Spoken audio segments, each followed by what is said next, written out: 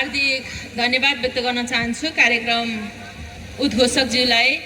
आज मङ्गोल national organisation तेस्रो ऐतिहासिक सिन्धुपाल्चोक जिल्ला अधिवेशन घोषणा सभा कार्यक्रमका सभाध्यक्षज्यू, कार्यक्रमको प्रमुख अतिथि मङ्गोल नेसनल अर्गनाइजेसनको प्रवक्ता आदरणीय व्यक्तित्व रिन्छेन तामाङज्यू, त्यसै गरी कार्यक्रमको विशिष्ट अतिथि मङ्गोल नेसनल अर्गनाइजेसनको केन्द्रीय सदस्य आदरणीय व्यक्तित्व राजेन्द्र तामाङज्यू, त्यसै गरी कार्यक्रमको विशेष अतिथि मङ्गोल नेसनल अर्गनाइजेसनका केन्द्रीय सदस्य आदरणीय व्यक्तित्व कुमार तामाङज्यू, त्यसै गरी ड्यासमा आसीन सम्पूर्ण अतिथिज्यूहरू, त्यसै गरी कलाकारज्यूहरू, पत्रकार साथीहरू र मङ्गोल नेसनल अर्गनाइजेसनको आजको यो ऐतिहासिक क्षणमा सरिक हुनुभएका तपाईँ सम्पूर्ण मूलवासी मङ्गोल आमाबुवा दाजुभाइ तथा सम्पूर्ण मङ्गोल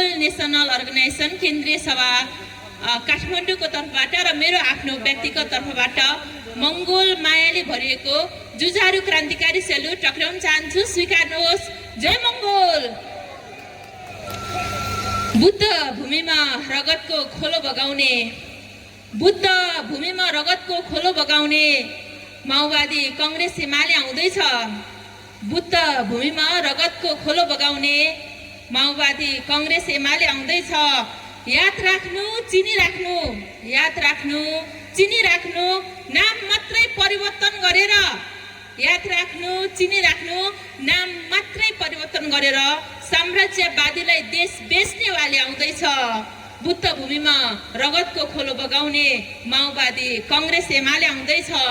37 वर्षदेखि देश बनाउने सङ्कल्प बोकेर, 37 वर्षदेखि देश बनाउने सङ्कल्प बोकेर तपाईँकै घर आँगनमा डुल्ने, 37 वर्षदेखि, सुन्नुहोस् है, 37 वर्षदेखि देश बनाउने सङ्कल्प बोकेर तपाईँकै घर आँगनमा डुल्ने, सबैलाई देखाइदिनुहोस्, सबैलाई चिनाइदिनुहोस्, सबैलाई बताइदिनुहोस्, सबैलाई सम्झाइदिनुहोस्।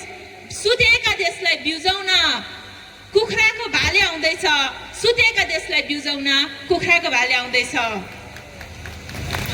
पक्कै पनि आज यो सिन्धुपाल्चोकको यस भूमिमा तेस्रो डाकको भाले बासिसकेको छ। सर्वप्रथम त हाम्रो यस कार्यक्रमको सभाध्यक्षज्यू अथवा नवनिर्वाचित अध्यक्षज्यूलाई, दावा तामाङज्यूलाई एकदमै बधाई तथा शुभकामना व्यक्त गर्न चाहन्छु। उहाँले दोस्रो चरणको उडान भरेर सिन्धुपाल्चोक जिल्लालाई एक खालले फुलाएर, फैलाएर, फिजाएर उहाँले सफलपूर्वक अवतरण गरेर पनि तेस्रो उडान भर्नको लागि चाहिँ उहाँ पूर्ण रूपले तयारी भइसक्नु भएको छ। उहाँको यो आँट, साहस, त्यागलाई चाहिँ अन्तर्हृदयदेखि नै एक खाले बधाई तथा शुभकामना दिन चाहन्छु। दावा तामाङज्यू लगायत उहाँका निर्वाचित हुनुभएका, हिजोको बन्द सत्रबाट निर्वाचित हुनुभएका उहाँका सम्पूर्ण टिमलाई नै धेरै धेरै बधाई तथा शुभकामना र शुभेच्छा व्यक्त गर्न चाहन्छु। पक्कै पनि तपाईँहरूले सिन्धुपाल्चोक जिल्लालाई यो देशमा एउटा चिनाउनका लागि, मङ्गोलमै बनाउनका लागि एकदमै अहरत्र खटेर दिलो ज्यान दिएर लाग्नुहुनेछ, अगाडि बढ्नुहुनेछ भन्ने एक खालको अन्तर्हृदयदेखि नै आशा र भरोसा पनि लिएको छु। पक्कै पनि यो देशका मूलवासी मङ्गोलहरू अब आफ्नो देश सञ्चालन गर्नका निमित्त, आफ्नो देश हाँक्नका निमित्त चाहिँ तयार भइसकेको छ। यो देशका मूलवासी मङ्गोलहरू अब हर क्षेत्रमा अब्बल छन्, हर क्षेत्रमा तयार छन्। यो देशका मूलवासी मङ्गोलहरूले अब देश चलाउनका लागि हामी तयार भइसकेको कुरा तपाईँहरूको यो उपस्थितिले पनि बताउँछ, तपाईँहरूको यो उपस्थितिले पनि देखाउँछ। पक्कै पनि हाम्रा यो मूलवासी मङ्गोलका नाराहरू, हाम्रा यो देशका बृहत्तर मूलवासी मङ्गोलको आवाजहरू, अधिकार, अग्राधिकार, अस्तित्वको कुराहरू यी सडकका पेटीहरूमा, नदीका किनारहरूमा, ती दूर दराज गाउँ बस्तीहरूमा मङ्गोलका आवाजहरू गुन्जिँदा तपाईँ हामी कति धेरै खुसी हुन्छ। तपाईँ हाम्रो आँखाबाट हर्षका आँसुहरू आउँछ। तपाईँहरूलाई आफ्नो हक अधिकारको लागि, मङ्गोल हक अधिकार र अस्तित्वको कुरा गर्दाखेरि तपाईँहरूलाई खुसी लाग्छ कि लाग्दैन?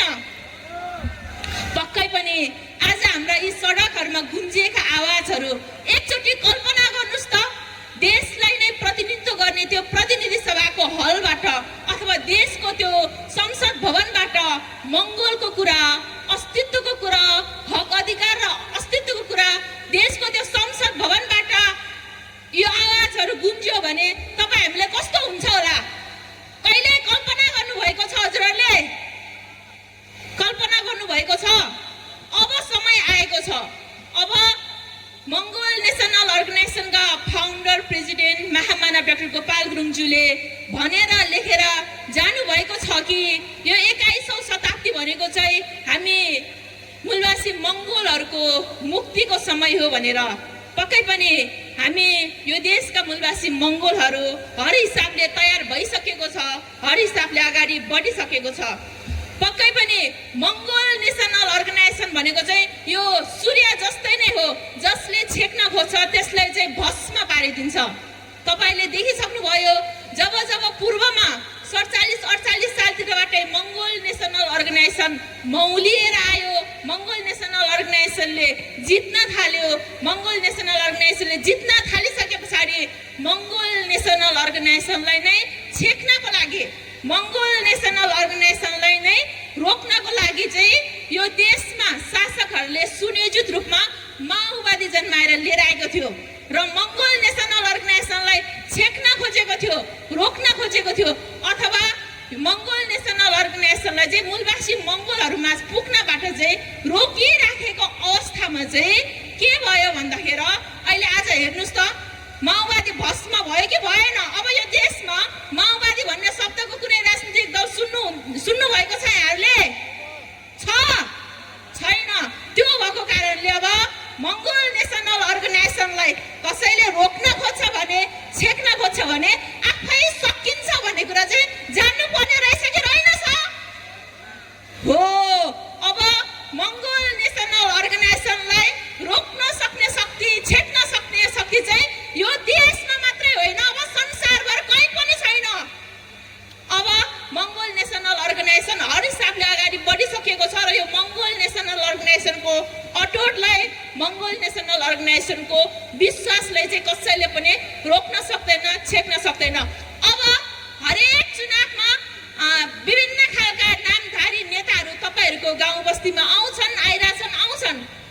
त्यतिखेर चाहिँ तपाईहरुले एउटा कुरा सोध्नुहोस्, भोट माग्न आउँदाखेरि चाहिँ हजुर आज नमस्कार, हजुर आले नमस्कार, आमा नमस्कार, बुवा नमस्कार भनेर आउने बेलामा घोषणा पत्र हेर्छु भन्नुहोस्, तपाईहरुको घोषणा पत्र दिनुहोस् भन्नुहोस्। अनि घोषणा पत्र हेर्दै गर्दाखेरि तपाईहरुको घोषणा पत्रमा मूलवासी र मंगोल भन्ने शब्द छ कि छैन भनेर सोध्नुहोस् पहिला।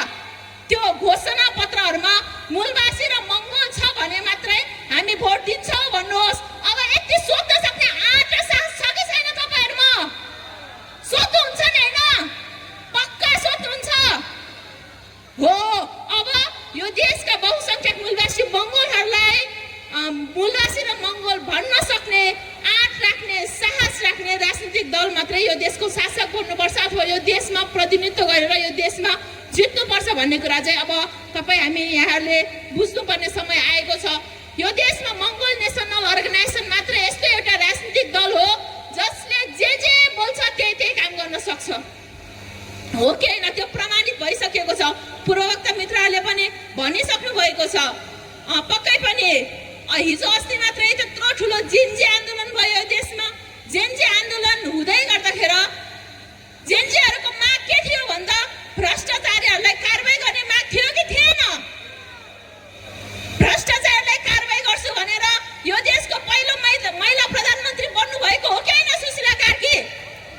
तर कुन भ्रष्टाचारीलाई कारबाही भयो त अहिलेसम्म? कुनै भ्रष्टाचारीलाई कारबाही भएको समाचार सुन्नु भएको छ यहाँहरूको कानले? हो। अब हामीले चिन्नु पर्दछ, अब हामीले बुझ्नु पर्दछ। अब समय आइसकेको छ। अब आगामी फागुन 21 गते यो देशमा प्रतिनिधि सभाको निर्वाचन हुँदैछ। उक्त निर्वाचनमा चाहिँ यो देशमा 165 वटै क्षेत्रमा प्रत्यक्ष उम्मेदवारहरू उठिसकेको छ, जुटिसकेको छ र यो देश हाँक्नको लागि चाहिँ एवं रूपले तयारी भइसकेको छ र समानुपातिक रूपमा पनि 110 जनाको बन्द सूची पेश भएको छ र समानुपातिक बन्द सूचीमा तपाईहरुकै छोरी चेली अथवा म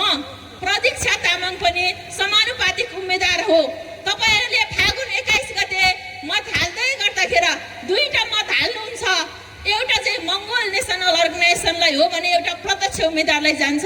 तपाईहरूले मङ्गोल नेसनल अर्गनाइजेसन अथवा चुनाव चिन्ह कुखुराको भालेमा हाल्नु भएको समानुपातिक मत चाहिँ तपाईहरूकै छोरी चेली म प्रतीक्षा वाइवा तामाङलाई पनि एउटा भोट पर्छ। तपाईहरू भोट दिनुहुन्छ हैन त आफ्नो छोरीलाई? पक्का दिनुहुन्छ नि? पक्कै भने तपाईहरूले भोट दिनुभयो भने मङ्गोल नेसनल अर्गनाइजेसनको प्रतिनिधि गरेर मङ्गोल नेसनल अर्गनाइजेसनको तर्फबाट तपाईँ हाम्रो हक अधिकारको कुरा अस्तित्वको कुरा म अहिले यो सडकमा बोलेका हाम्रो अग्र अधिकारको कुराहरू त्यो सदनबाट बोल्नेछु। यस कुरामा तपाईहरू पक्का विश्वास गर्नुहुन्छ? हो, म यही कुरा सोध्न आएको थियो, म यही कुरा सुन्न आएको थियो। पक्कै पनि हामी मूलवासी मङ्गोलहरू अब एकजुट हुनुपर्दछ। तपाईँ हामीले मङ्गोल नेसनल अर्गनाइजेसनको चुनाव चिन्ह कुखुराको भालेमा किन भोट दिनुपर्छ भन्दाखेरि मैले यहाँ अगाडि देखिराखेको छु बुवा आमाहरू ती खुम्चिएका मुहारहरूमा मुस्कान ल्याउनको लागि मङ्गोल नेसनल अर्गनाइजेसनलाई भोट हाल्नुपर्छ। ती दुखेका घाउहरूमा मलमपट्टि गर्नको लागि मङ्गोल नेसनल अर्गनाइजेसनमा भोट हाल्नु पर्दछ। कति धेरै शहीद भए अस्ति जेन्जी आन्दोलनको क्रममा छोराछोरी खोज्न जाँदाखेरि रगतले लतपतिएको जुत्ता समात्दै रुँदै गरेका मूर्छित भएका बुवा आमाहरूको सपना पूरा गर्नको लागि यहाँहरूले मङ्गोल नेसनल अर्गनाइजेसनको चुनाव चिन्ह कुखुराको भालेमा भोट हाल्नुपर्छ। यो देशका मूलवासी मङ्गोलहरू सदियौं वर्षदेखि आफ्नै भूमिमा दोस्रो दर्जाको नागरिक भएर बाँच्नु परिराखेको छ। त्यो दोस्रो दर्जामा बाँच्नु परेका यो देशका भूमिपुत्र मूलवासी मङ्गोलहरूलाई यो देशको शासक बनाउनको लागि मालिक बनाउनको लागि चाहिँ के गर्नुपर्छ? चुनाव चिन्ह कुखुराको भालेमा मतदान गर्नुपर्छ। अब हजुरहरू चुनाव चिन्ह कुखुराको भालेमा मतदान गर्न तयारी हुनुहुन्छ हैन? ल अब मैले भनि नै हाले, अब आउने हरेक निर्वाचनहरूमा जसले भोट खोज्न आउँछ, जसले भोट माग्न आउँछ, ती मान्छेहरूको घोषणा पत्रमा मूलवासी र मङ्गोल भन्ने शब्दहरू खोज्ने ल्यागत राख्नुहुन्छ नि हैन? पुनः पनि सोधे, राख्नुहुन्छ नि हैन? हो, त्यसरी राख्नु पर्दछ। अनि मात्र हामी मूलवासी मङ्गोलहरू यो देशको शासक बन्न सकिन्छ, आफ्नो हक अधिकार र अस्तित्वको लागि बोल्न सकिन्छ भन्दै देशमा प्रमुख अतिथिज्यू, विशिष्ट अतिथिज्यू, विशेष अतिथिज्यू निकै नै अग्रज आदरणीय व्यक्तित्वहरू हुनुहुन्छ। समयको पाबन्दी छ। यहाँहरू सबैजनालाई धेरै धेरै धन्यवाद व्यक्त गर्न चाहन्छु, विशेष गरी सिन्धुपाल्चोक जिल्ला सभालाई।